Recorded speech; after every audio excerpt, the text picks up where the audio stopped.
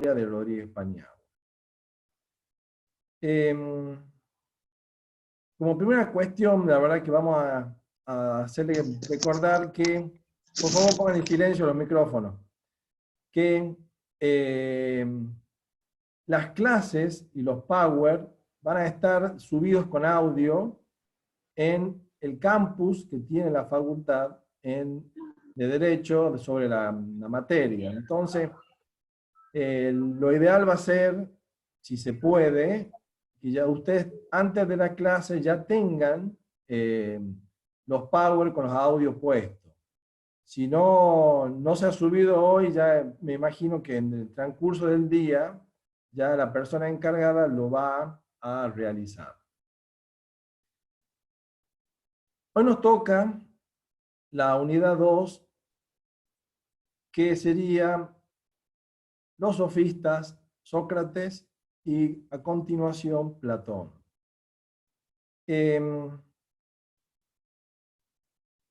No podemos concebir la historia del griego sin más o menos dar un pequeño pantallazo de cómo eran ellos.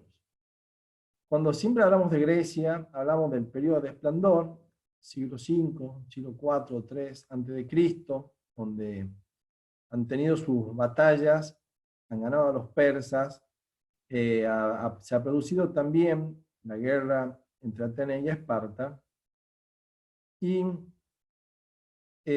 han surgido también los sofistas y los filósofos. Conforme se dio, primero en la clase anterior del doctor Saltor, tenemos que estaba el periodo cosmológico, en el cual estaban, el estudio se centraba más en la parte de la naturaleza. A medida que transcurre el tiempo y con la aparición de los sofistas, ya se empieza a dejar de lado lo que es este periodo cosmológico y ya empieza a ser el hombre el centro de estudio. Atenas, un pequeño pantallazo, vamos a decir que fue la cuna de la civilización en el sentido de que fueron los primeros que tuvieron los ideales democráticos que están en juego. No se puede concebir ser ciudadano ateniense sin antes, si una persona no participaba activamente de la política. La participación de la política lo era todo. Una persona, así como hoy, no sé, teníamos diversos instrumentos para participar, ahí solamente se podía participar a través de las instituciones que estaban, la asamblea, el consejo, y una persona que se preciaba de tal, de ciudadano, tenía la obligación de participar en política. Hoy parecen aspectos mundanos en el sentido de que la participación actual de cada persona, salvo contadas excepciones, se traduce en votar cada 2 años al candidato que nos imponen las listas.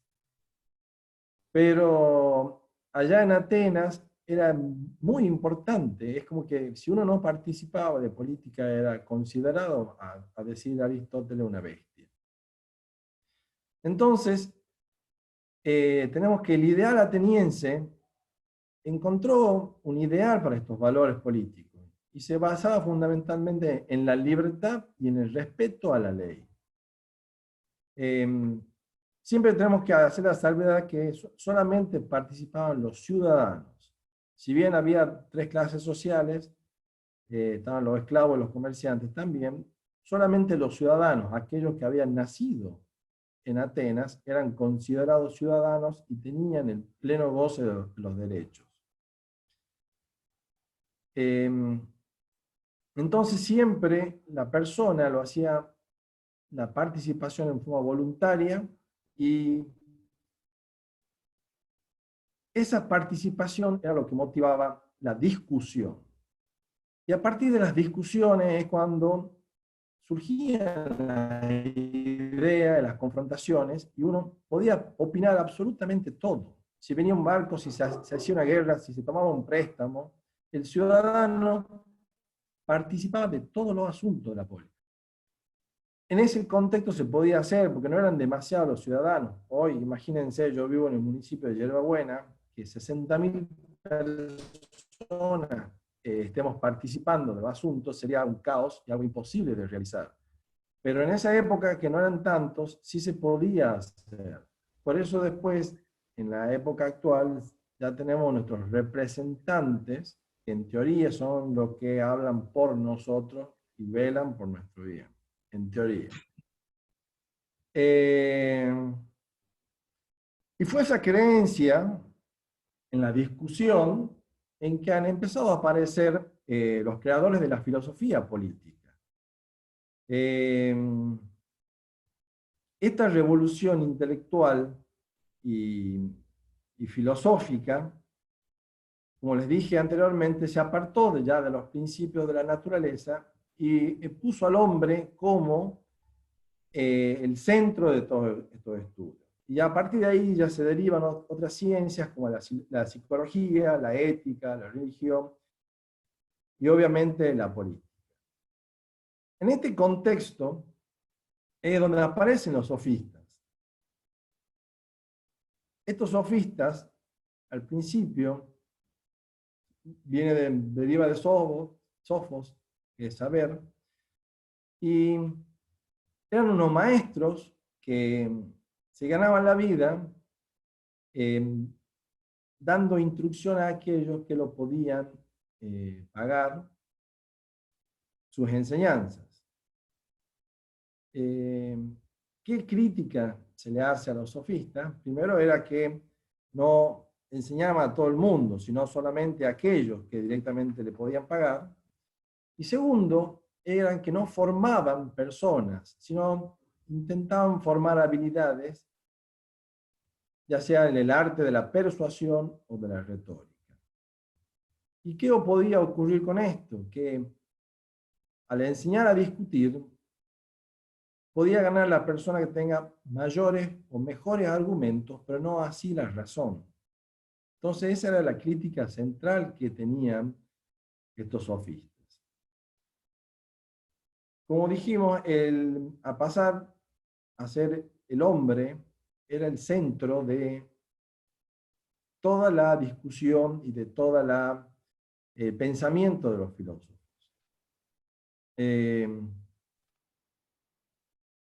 Y ahí también en ese contexto, en el siglo V a.C., también estaba Sócrates, que era considerado un sofista también. También él consideraba que el hombre era la medida de las cosas para estudiar, pero a diferencia de los otros sofistas, él no cobraba por sus enseñanzas. También tenemos que hay otros sofistas importantes, como Protágoras, que se dice que es el príncipe de los sofistas, y a él se le acuña la frase de que el hombre es la medida de todas las cosas, de lo que es y de lo que no es. Entonces ahí ya tenemos que el centro de estudio abandona lo que es lo cosmológico, la naturaleza, las leyes físicas, y vamos a las leyes humanas. Este sería el primer periodo en el cual dan los sofistas.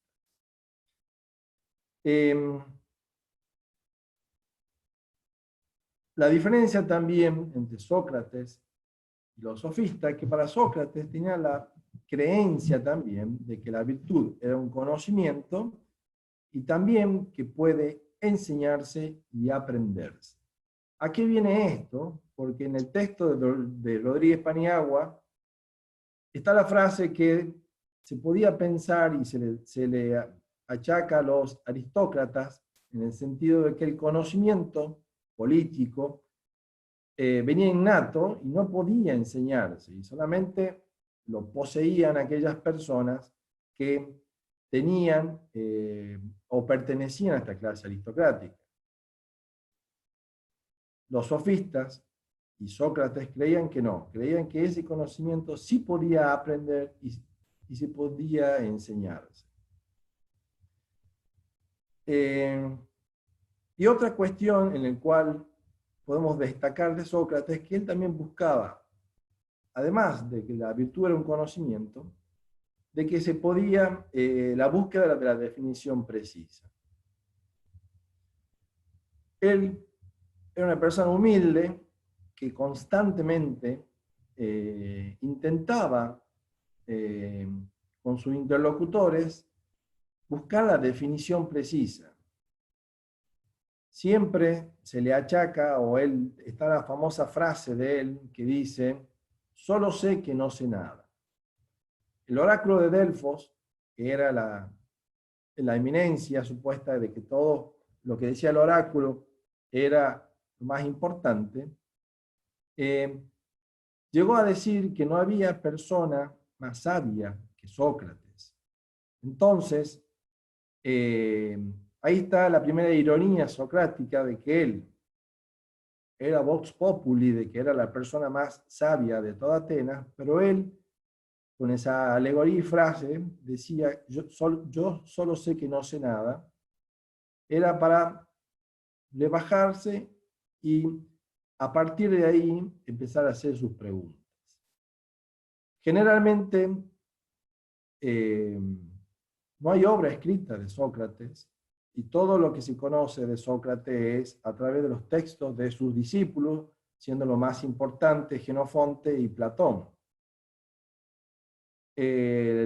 Específicamente tomamos a Platón, no a Jenofonte, por haber sido más importante y crear montones de textos en el cual se ve involucrado más la parte que nos interesa en la historia.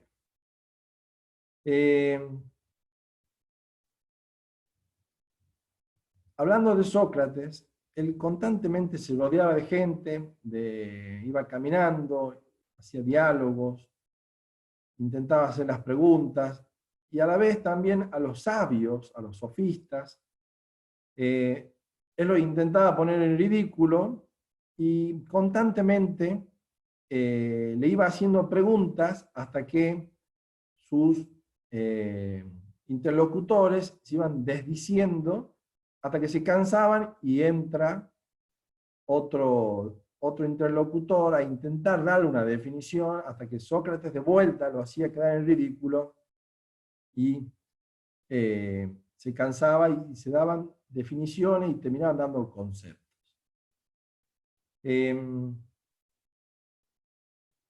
Para que no se vuelvan locos y locas, tenemos que el texto de Rodríguez Paniagua no es un texto fácil, de fácil comprensión, sino está muy condensado. Se parte de que si uno ve los diálogos de Platón, no sé, la República, es inmenso, es larguísimo, y se lo intenta condensar en 2 o 1 página ese diálogo. Entonces, bastante difícil entenderlo. Entonces, lo que vamos a intentar hacer a través de los PowerPoint que ya hemos dejado colgado, ya colgarán, es intentar buscar el eje de cada diálogo que existe en los textos que estamos dando.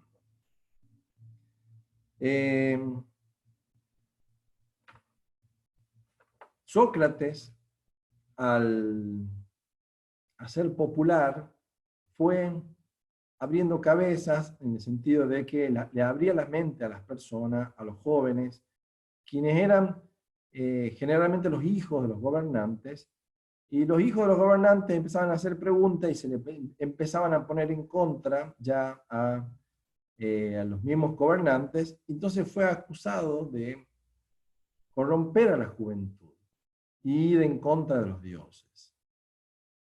Entonces lo acusan de eso, él,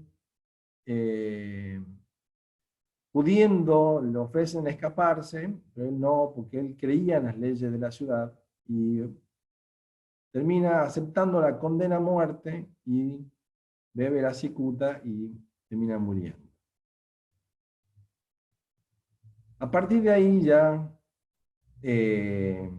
tenemos que el método socrático era la mayéutica, o el arte de alumbramiento, se decía que había sido hijo de una comadrona, entonces él intentaba alumbrar el conocimiento, intentaba poder que las personas saquen a través de las deducciones la definición precisa.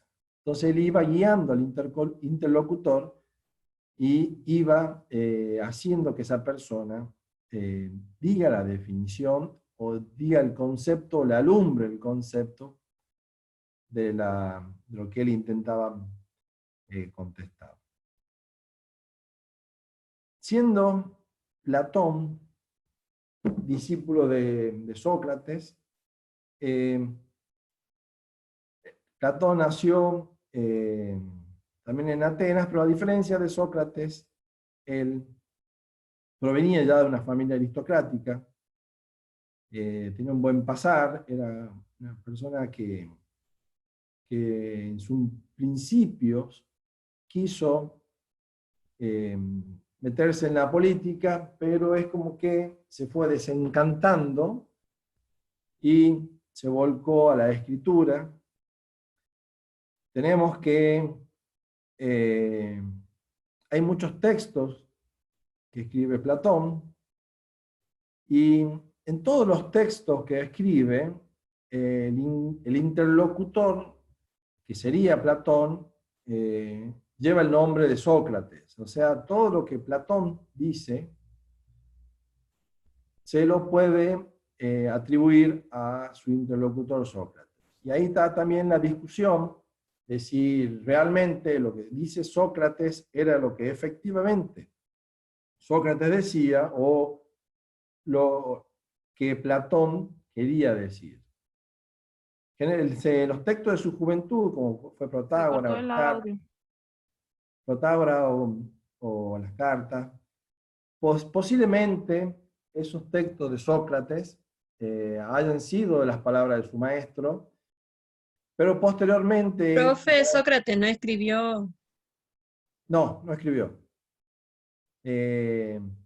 No hay obra escrita de Sócrates. Entonces... Perdón que lo interrumpa, pero hubo una pregunta en el examen libre donde sí, decía, hacía referencia a un diálogo entre Trasímaco y Glaucón en la obra de Sócrates, cuando Sócrates no escribió obras. Y ahí está, falso entonces. Yo la estoy recursando la materia porque... Bueno, pero ahí está claro que tiene que contestar falso. ¿Eh? Tiene que contestar falso. En la obra de Sócrates ya está falsa la pregunta. Claro, porque él no Claro, dejó... Sí. Exactamente. Fueran los discípulos, ¿verdad?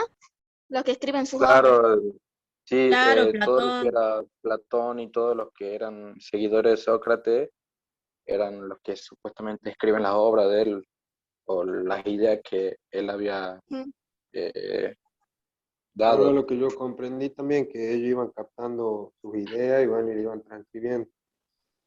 Exacto, pero por eso, o sea,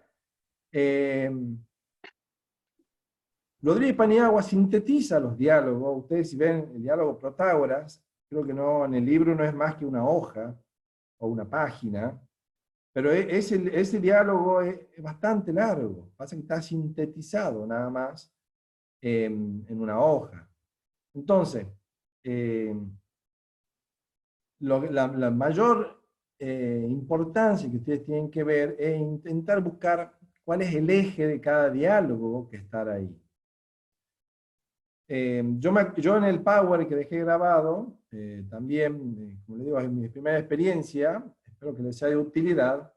Les digo que el eje del diálogo de Protágoras, de Platón, era saber seleccionar. O sea, cuando a ustedes les pregunten cuál sería el eje del diálogo, tienen que decir, bueno, el eje del diálogo es saber seleccionar. Igual que después, el diálogo que continúa, el Gorgias, también el eje del diálogo pasa primero si la retórica tenía por objeto el conocimiento de lo justo, y después termina derivando en la justicia. Entonces, al ser diálogos difíciles y condensados por Rodríguez Paniagua, lo que ustedes van a tener que intentar hacer es buscar esos ejes, buscar en dónde está la respuesta. Yo me imagino que ustedes van a rendir también por, igual que Libre, vamos a hacer seguramente los parciales multiple choice, y entonces traten de buscar en los diálogos, fíjense que no son tantas las páginas de los autores, creo que Sócrates y... Profesor, ¿dónde están esos diálogos? Porque en el de Paniagua no los encuentro. Exacto, no lo vas a encontrar, o sea, en el Power que debería estar colgado hoy, al final del Power de Platón hay unos links que ustedes pueden copiar, que está el link de los diálogos de Protágoras, o si vos mismo pones en internet diálogos de la República, te va a aparecer los diálogos de Platón. Imagínense que es muy largo para que ustedes los lean. En su momento, en el curso, le dábamos como, capaz que si alguno ha comprado las fotocopias de 5 o 6 años atrás, le dábamos extractos de los libros para que ustedes puedan leer específicamente los diálogos, pero como les digo, o sea, hasta llegar a una definición, hasta que llegaban interlocutores nuevos, entraba Calícles, salía, venía Polo, Trasímaco, o sea, pasaban hojas, y por ahí no había una definición o algo preciso.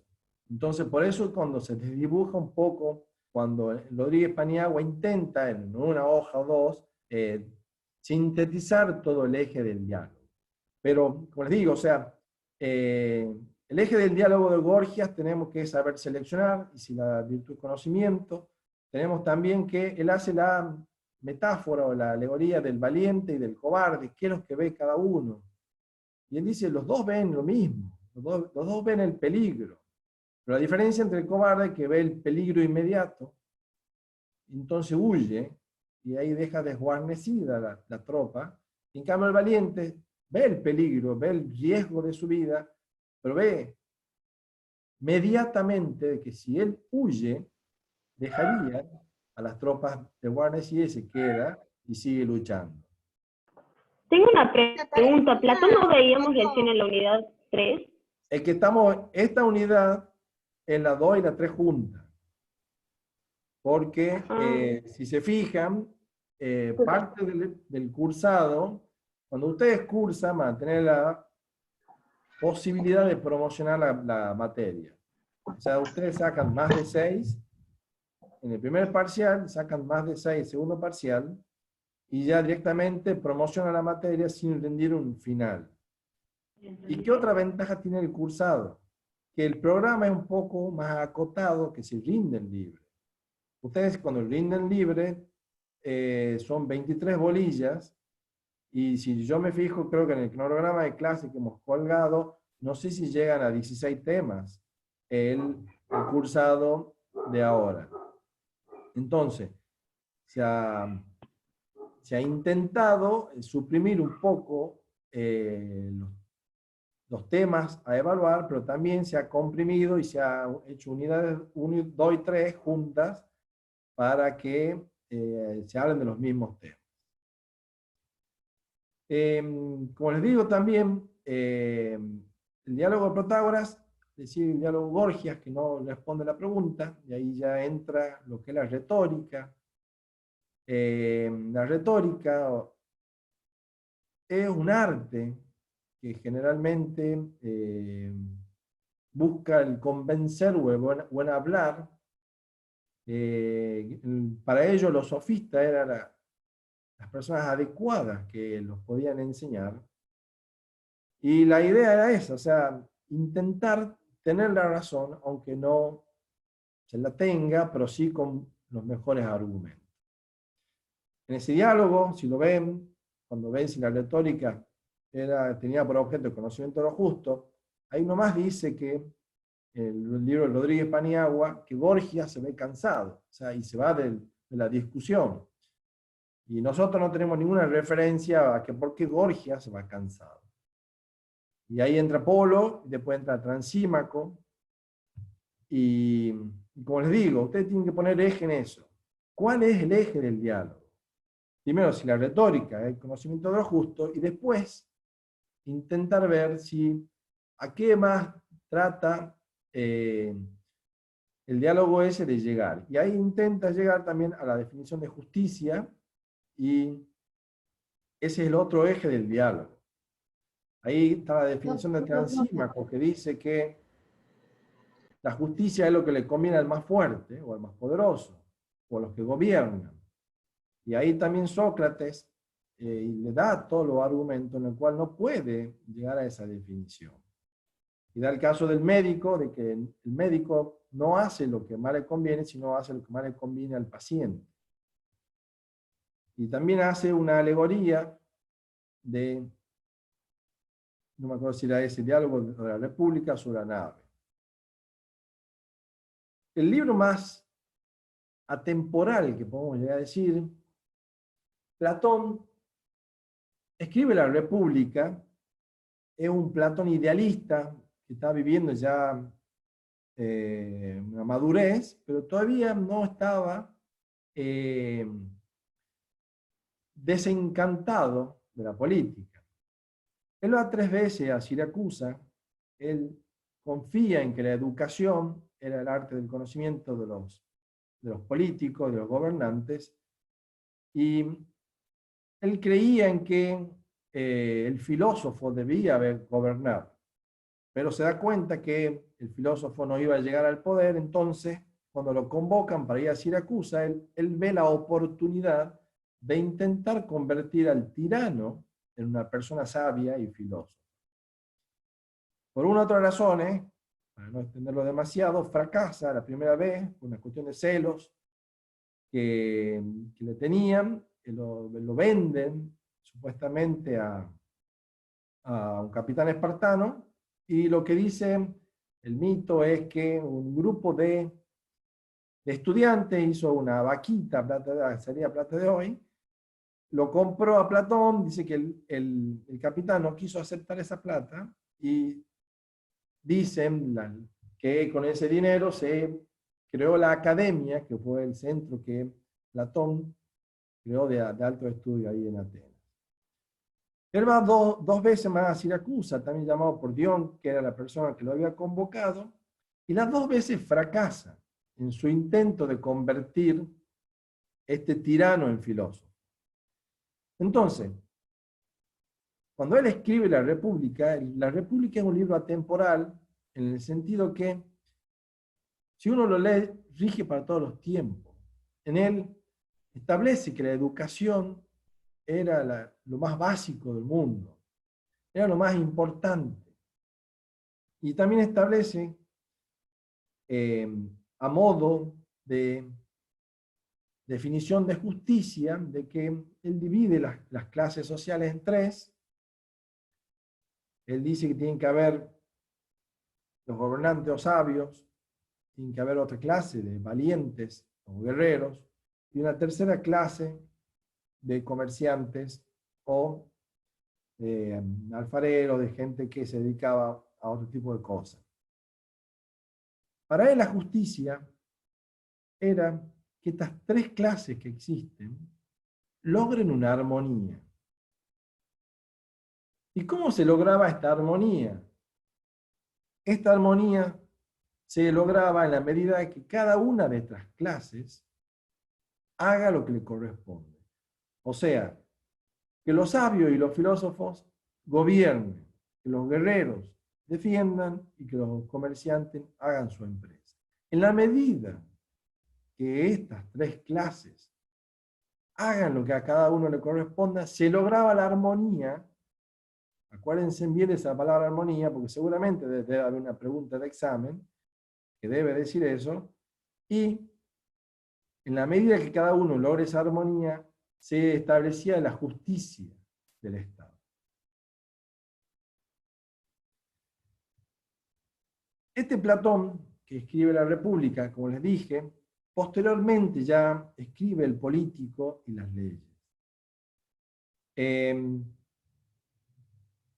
en la República él decía que las leyes no eran necesarias. Él decía, si todos sabemos, si todos somos educados, si todos tenemos conocimiento de lo que es verdaderamente justo, en esta ciudad ideal no haría falta leyes. Pero obviamente después se da cuenta que la naturaleza del hombre era mala, y ya desencantado de su viaje de Siracusa, que él fracasa, posteriormente ya en su vejez escribe El Político y finalmente Las Leyes, que es un libro en el cual no llega a concluir.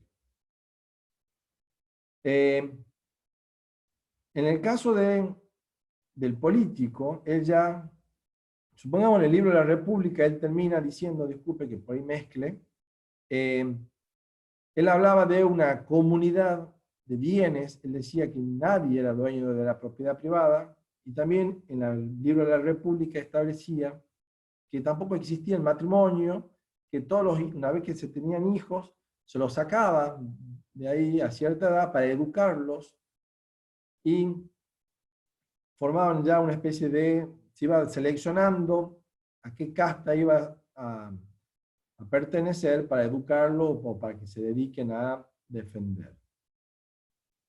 Posteriormente, ya en El Político, él se da cuenta de que ya era necesario que haya un nombre. Digamos, El Político está en el intermedio entre la República y las leyes. En las leyes, el desencantado ya dice que el hombre era malo, entonces sí era necesario el establecimiento de leyes. Ya en esta ciudad ideal no puede no existir las leyes, lo que sí él intenta poner en las leyes, que exista una especie de preámbulo o exposición de motivos. Nosotros tenemos el Código Penal que dice, al que matare a otro, le tocan de 8 a 25 años de prisión. Esa es la norma y la exposición de la norma. Él decía que en las leyes, la norma esa que yo acabo de decir, debía tener una exposición de motivos para que el ciudadano entienda el porqué de esa ley. También ya en las leyes establece que se deberían respetar y que el ciudadano, me perdí un poco, y también decía que el ciudadano debía respetar las leyes ante esto. El político también en las leyes establece ya que podía existir la propiedad privada y también se podía heredar, algo que no se podía en la República. Y por último, El Político es un libro en el cual él intenta fijar las dotes que debe tener el político, el hombre que gobierna la ciudad, y él hace también una alegoría de un tejedor. Dice, ¿cómo debe ser el político de nuestra ciudad? Y él dice, bueno, debe tejer las utiembres, de deshacer y hacer, y empieza a dar las cualidades que debe tener el político. ¿Qué es lo importante de todo esto? O sea, todos los pensadores posteriores que vamos a ver en el curso, ya sea Cicerón, Montesquieu, Maquiavelo, todos han empezado con la lectura de los clásicos. Un clásico no es River Boca, sino es Sócrates, Platón y Aristóteles, y a partir de eso, ¿por qué uno los lee y los puede releer a estos clásicos? Porque la cuestión es que ellos involucran sus pensamientos, sus preguntas son actuales. ¿Qué es el Estado? ¿Cuál es la mejor forma de gobierno? ¿Cómo debe ser la persona que nos gobierna? Son preguntas actuales. Entonces, han pasado más de 2500 años y les puedo asegurar que, por lo menos en nuestro país, seguimos intentando buscar el filósofo sapiencísimo que nos pueda gobernar, que esté buscando el interés de nosotros, no el propio, no enriquecerse, y que todavía no aparece. Por eso tienen la posibilidad y tanta duración estas lecturas, porque siguen dándonos conceptos y preguntas que son actuales. Más adelante ya vamos a ver Maquiavelo y cómo todos han leído a Platón, a Sócrates no, pero y a Aristóteles, y a partir de ahí ellos van a enriquecer nuestra lectura y nuestra vida cotidiana. Para no hacerlo tedioso, me parece que 40 minutos me parece suficiente para un Zoom. Ya les dije, espero que estén colgados los powers, si no estarán colgados el día de hoy más tarde, para que ustedes puedan seguir las clases específicamente de ahí, y acá se atienden algunas dudas o alguna inquietud que tengan, en la medida de lo posible, porque hoy por hoy son 500 participantes y se puede llegar a ser medio difícil, pero esa es la intención. Profe, una pregunta. Sí. Espere, Lo que usted decía... Vamos de a uno, porque si no... ¿Quieren levantar la mano? Yo le voy dando la palabra de uno, así nos organicemos. Si no, van a hablar todo y va a ser imposible. Así que ponga a levantar las manos, yo le voy dando la palabra de uno. ¿Le parece bien, doctor? Perfecto. Dale, dale. Bueno. Nicolás Gutiérrez Colombres primero, si quiere hablar.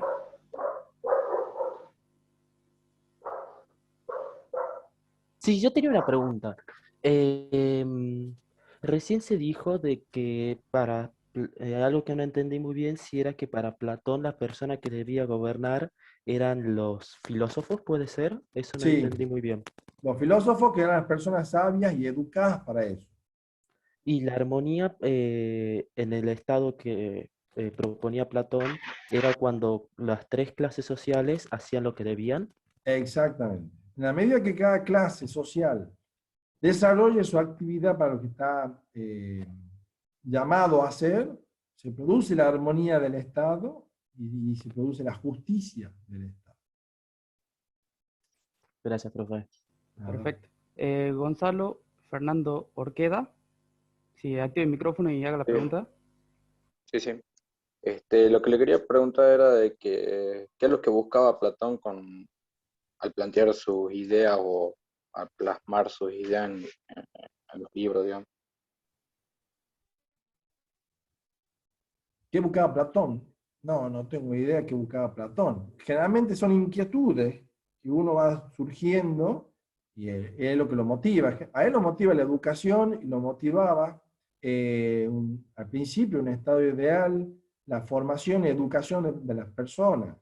Eso lo va motivando a él y lo escribía en forma de diálogo. Pero, ¿por qué Platón habrá escrito eso? A mí no, en este momento no lo sabría decirte, pero son genios, son filósofos, como dijimos. Se abandonó ya el periodo cosmológico para pasar a ser el hombre el centro de estudio, y bueno, y Platón escribió sobre política, pero también había otras ramas que han ido floreciendo también en esa época. ¿Qué motiva a alguien a escribir? Bueno, será sus inquietudes y dejar algo escrito. Perfecto. Claro, perfecto. Gracias. Ana Inés. Bueno, doctor, no me había presentado, me llamo Ana Inés. Mire, teniendo en cuenta algo destaco lo que usted dijo, ¿cuál es el eje del diálogo? Qué interesante, ¿no? Porque ese eje del diálogo lo encontramos en el texto de la cátedra de Paniagua que usted sugiere, digamos, para estudiar, ¿no? Sí. El eje de los diálogos está en Paniagua, digamos, en cada uno, en Georgia, en Protágoras, en Trasímaco. No quiero, mire, soy sincera, no quiero sorpresa en el parcial, porque ya vengo rindiendo y desaprobando, porque a veces hay preguntas que por ahí me desorientan, ¿no? Le voy a comentar algo al pasar. Sí. Cuando yo la puse en el 2019, la cátedra había sugerido la lectura del Príncipe de Maquiavelo. Entonces, en diciembre, cuando yo la rindo, por razones de salud no la pude rendir de manera presencial, la rindo en un libre virtual en diciembre. Y una pregunta fue, ¿qué dice Maquiavelo en su obra de La década de Tito Livio? Cuando la cátedra recomendó la lectura del Príncipe. ¿Qué hice? Yo salí corriendo a comprar el Ateneo, el Príncipe, para poder, porque yo digo, ¿cómo me defiendo mi examen cuando a veces aparecen preguntas y yo a veces pienso yo, ¿no? Le digo que sugiero que en todo caso, a ver, de cada autor, qué texto leer para no tener sorpresa en el examen y poder defender el examen o parcial en este caso, ¿no? Bueno. ¿Quién eras vos? Ana Inés, sí, sí. Ana Inés, Sí. veamos, ¿rendiste con nosotros ese examen? Yo la cursé con la doctora Alejandra Silva. Ajá. Y después, bueno, por razones de salud, yo vi la presencialidad con usted y el doctor Saltor en noviembre del 2019. Y recuerdo que el doctor Saltor le dijo a un compañero que no sabía el derecho primitivo, estábamos con el otro programa de 8 unidades, que es una materia para aprobar con lindas notas. Pero es cierto, porque historia es linda. Ahora, con el tema de la virtualidad y con el tema de ese puntaje negativo, que es algo un poco arbitrario, al menos para mí, ¿no? Se lo digo con todo respeto. Entonces, yo una sola vez la rendí, ¿no? Y me pusieron un 3 en diciembre. Y estaba la alternativa del verdadero o falso y el múltiple choice. Ahora es todo múltiple choice con el puntaje negativo. Y a mí me asusta mucho el puntaje negativo, doctor, porque si tengo bien respondida una pregunta, la de aquí, supongamos la 5, y la 6 la respondo mal, me equivoco, me restan las 5 y francamente lo veo injusto. Pero, bueno, yo por eso digo, a ver, ¿cómo puedo defender mi examen? Porque me parece entonces ya insuficiente pan y agua. Tendría que ver otros textos, tendría que entonces... No, veamos. Hoy por hoy, Sí. las preguntas del examen virtual son 100% de pan y agua. En eso te puedo dar la tranquilidad de que sí o sí no vas a necesitar otro texto. Ya sea cuando vuelva a la presencialidad, capaz que vuelve a haber algunos otros textos, pero nosotros no podemos tomarle un examen que no sea de la bibliografía obligatoria. O sea, sí o sí, todas las preguntas que están plasmadas en el examen son de Rodríguez Paniagua. Va a suceder que hay autores como Maquiavelo o como Hannah Arendt, en el cual nosotros hemos dejado colgados unos textos y también las preguntas son sí o sí del texto. Sin temor a equivocarme, le aviso eso. O sea, por así injusto la forma de evaluar, veamos. Claro. Te soy sincero, yo si no supiese la pregunta no la contesto. Esa es la realidad. Ahora, tienen 20 minutos para contestar 10 preguntas. Perdón, usted sugiere, porque eso me tomó de sorpresa en diciembre, ¿qué dice Maquiavelo en su obra La década de Tito Livio? ¿Usted sugiere, o la cátedra sugiere también la lectura, aparte del Príncipe, de la década de Tito Livio? ¿Sabe por qué? No la pude responder porque no lo había leído el texto de la década de Tito Lo más Livio. seguro es que la pregunta, ya me voy a fijar, pero no debe haber tenido nada que ver con Tito Livio. Eso es lo que voy. Capaz que era un verdadero falso, capaz que era un texto que... Es más, creo que yo hice las preguntas de Maquiavelo y yo le puedo afirmar que capaz que puede haber sido un verdadero falso, pero capciosa la pregunta, pero no sugerimos la lectura de la primera década de Tito Livio. Porque él también, Maquiavelo, ya con esto termino, él escribió muchas obras. Por supuesto, digamos, la preeminente, así como en Platón tenemos la República, el Príncipe, que se lo ve en Estado, en filosofía. Pero si hay que leer la década de Tito Livio, doctor, yo prefiero que ustedes nos informen. No. Es una obra primero creo que yo voy a dar la clase de Maquiavelo. Si no me equivoco, está asignada a mí, y no te voy a hacer leer la primera década de Tito Livio. Yo voy a estar atenta a tu clase. Te doy la tranquilidad de que no. Creo que dentro de un mes me toca Nicolás Maquiavelo y no te voy a dar para que leas. Es brillante Maquiavelo, y me encanta Maquiavelo, porque lo vi en Estado, en filosofía. Muchas gracias. Uno de mis autores favoritos. ¿Ah? Muchas gracias, buenas tardes. Buenas tardes. Bueno, Rodrigo Ferro, quiere también levantó la mano. Active el micrófono y pregunte lo que necesite. Buenas tardes, disculpe, yo quería preguntar, ¿los sofistas cuando condenaron a Sócrates, estaban de acuerdo?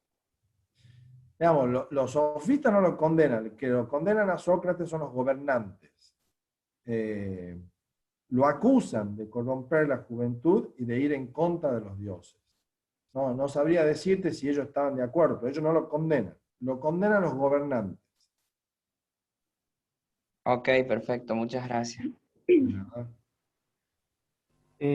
Medina, Melanie. Sí, buenas tardes, profesor. Mi pregunta es acerca sobre la diferencia explícitamente entre Sócrates y los sofistas. Porque usted en una parte de la clase atribuyó la frase "el hombre es medida de todas las cosas" a Sócrates y de igual manera a Protágoras. Veamos. Esa frase se le atribuye a Protágoras. El hombre a medida de todas las cosas, de lo que es y de lo que no es. Esa frase se la atribuye a Protágoras. Lo que quise decir con Sócrates, y lo dije como vos estás diciendo, es que también toma al hombre como parte del conocimiento. Se abandona el periodo cosmológico, o sea, el estudio de las leyes físicas, y se toma al hombre como objeto de estudio, a través de diversas ramas como la filosofía, la religión, la política, entre otras cosas. La mayor diferencia, ¿qué los une a los sofistas y a Sócrates? Que ambos estudian al hombre como el centro de conocimiento en sus ramas. ¿Qué los diferencia? Específicamente que los sofistas enseñaban habilidades y a las personas que le podían abonar. En cambio, Sócrates no enseñaba, él no cobraba por su enseñanza. Él lo que intentaba hacer era, a través de su método, la mayéutica, de que la persona alumbre el conocimiento y dé la respuesta, y a partir de eso dar definición. Pero él no cobraba, ellos eran los más importantes de las diferencias. Él no cobraba por sus clases, lo que sí hacían los otros. Bien, también una de las diferencias puede ser de que Sócrates creía que cualquier persona podía tener las habilidades porque se las podía aprender. En cambio los sofistas creían que esas habilidades eran innatas de las personas, o sea que no todas las personas poseían esas habilidades. Al revés, si me está diciendo que estaba innato en las personas de los sofistas es porque sí las tienen. Cuando está algo innato es algo que vos tenés adentro. Claro, pero solo de algunas personas, de un grupo reducido. No, eso decían los aristócratas. Los aristócratas decían eso, que solamente esa casta podían ser los gobernantes, y ellos no creían que se podían enseñar habilidades. En cambio, los sofistas sí, igualmente Sócrates sí creían que ambas cosas se podían hacer, aprender y enseñar. Perfecto. Gracias. Después Iván me mandó un mensaje por privado, estaba nombrado como sexto Iván. Activa el micrófono y pregunta. Hola, sí, ¿qué tal? Buen día. Buen día. Mi pregunta es si la ley puede ser considerado algo justo o si la justicia puede estar contenida en la ley, digamos. Si la ley puede ser considerada algo justo, sí. Veamos, no le entiendo mucho. Veamos, va a haber leyes injustas, ¿no? O sea, hoy por hoy puede haber alguna ley injusta y necesariamente va a haber que seguirla porque es una ley. La única forma que una ley no se siga es que sea inconstitucional. Pero en la medida que sea una ley, va a ser justa, en el sentido que va a ser ley, pero al revés, puede no ser justa, pero va a haber que seguirla sí o sí porque es una ley. No sé si algo así lo estaba interpretando. Claro, yo leí una parte que decía que ser buen ciudadano no significa ser buena persona. Sí, bueno, sí, es parecido a lo que estamos diciendo con la ley. La ley puede ser injusta, pero puede ser constitucional. Veamos, la ley de ganancias, capaz que es una ley injusta, pero bueno, es constitucional. Y al renglón seguido puede suceder lo mismo. Yo puedo ser el mejor ciudadano, puedo ir a votar, puedo sacar mi basura, puedo sacar, no sé, respetar las normas, pero como persona puedo ser una mala persona. Una pregunta más que quería hacer, ¿por qué Sócrates no escapó cuando lo No, condenaron a muerte? porque él veía una contradicción. A él le ofrecen escapar y él, como era respetuoso de la ley y de las normas, él consideró que si a él lo condenaban, por más que haya sido injusto, él debía respetar las normas de la ciudad. Aparte, para esa época los griegos, la ciudad era todo, todo. O sea, ahí se movían los movimientos artísticos, religiosos, políticos, y era el motivo de preocupación diario. Así como hoy por hoy tenemos el motivo de preocupación diario del COVID, allá el motivo de preocupación diario eran los asuntos de la ciudad. ¿Qué hacíamos? Hay guerra, votamos, vienen representantes de una delegación extranjera. Entonces, él, al figurarse fuera de esta ciudad, escapando, le parecía, era el destierro, era lo peor que hay. No poder volver a su ciudad era lo peor que hay. Entonces, respetuoso de la ley, termina acatando su condena. Por eso lo hace. Gracias. Perfecto. Lautaro Campero también me envió un mensaje de que no podía levantar la mano. Así que pregunte. Hola, buenas tardes. Doctor, le hago una consulta. ¿Se podría decir que la política que proponía Platón era un tipo de política aristocrática en donde solamente iban a gobernar los más sabios o los más preparados? Técnicamente se podría decir, no sé si aristocracia sí, puede ser que sí, pero la aristocracia se le entiende por una casta social o patrimonial. De acá lo que él quería era que gobiernen los sabios, los filósofos, los mejores preparados. Esa es la diferencia, pero sí, no termina de dejar de ser una casta también. Bien, y otra consulta. ¿Puede ser que la terminología de mayéutica, cuando se va dando, proviene más que nada también por lo de hacer parir? Creo que hemos dicho Exactamente. que provenía, sí. Mayéutica o arte de alumbramiento. Eso es lo que dicen. Dicen que la madre era una comadrona, entonces que hacía parir a las mujeres, y entonces como que él aprendió de su madre ese alumbramiento, y por eso viene la mayéutica, sí, efectivamente. Es una obtención de autoconocimiento, se podría decir. Es uno solo el que aprende, ayudado por las preguntas que te hace el interlocutor, ¿podría ser? No, no es que, veamos, no es que uno solo aprende. Él sí dice que a veces las ideas están en nuestra propia cabeza, en nuestra propia mente. Y lo que él hace es, a través del método deductivo, inductivo, te va induciendo para que vos vayas dando tu respuesta. O sea, como que si vos sí tenés la respuesta y la vas sacando y te la vas alumbrando para que te surja la respuesta. Buenísimo, muchas gracias, doctor. Nada. Florencia Jiménez Córdoba, para que pregunte. Hola, buenas tardes. Bueno. Tenía una consulta con el tema del periodo en el que transcurre todo esto. Tengo entendido de que nosotros tenemos el periodo mitológico, el tiempo de transición, que vendría a ser el pensamiento cosmológico, ¿verdad? Y después aparece el pensamiento filosófico, que es el razonamiento, que es la filosofía del cosmos.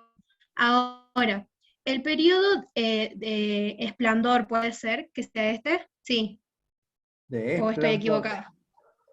Sí, es un periodo, sí, de esplendor del pensamiento filosófico, sí, exactamente. A partir, como digo, se abandona. Entonces,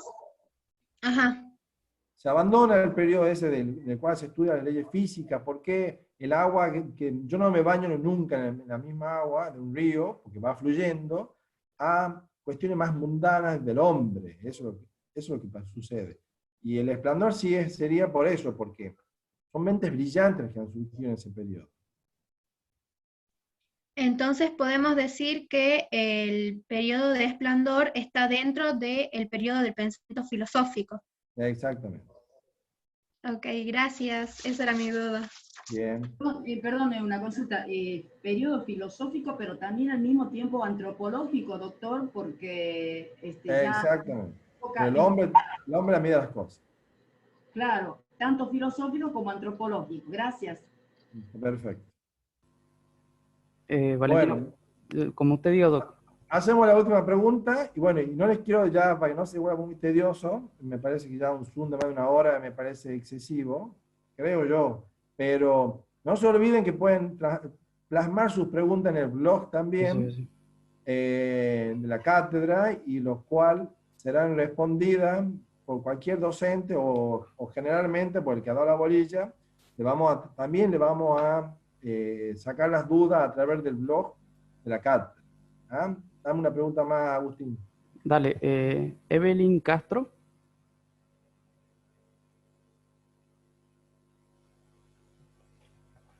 Sí. Profesor, yo quisiera saber a qué es, cuando usted dice retórica y mayéutica, ¿a qué hace referencia? Digamos, la mayéutica es el arte de alumbramiento de Sócrates. Él, a través de preguntas, te va haciendo que vos dé la definición de lo que estás preguntando. La retórica es un arte que enseñaban los sofistas, que es el arte del buen hablar o del buen decir. Supongamos, vos en Atenas te ibas a juicio y no te defendía un abogado, te tenés que defender vos mismo. Entonces, los sofistas enseñaban eso, enseñaban que vos hagas una buena defensa, una buena argumentación. Y la verdad que a veces uno queda medio obnubilado cuando hay una persona que maneja bien las palabras, maneja bien el discurso. Para mí Alfonsín fue un gran presidente que manejaba la palabra y uno quedaba enamorado de lo que decía, recitaba la Constitución, recitaba el preámbulo y tenía una excelente oratoria. Después no fue capaz un buen o mal presidente, eso ya dirá la historia, pero él la oratoria, la retórica, la manejaba muy bien. Esa es la diferencia entre uno y otro.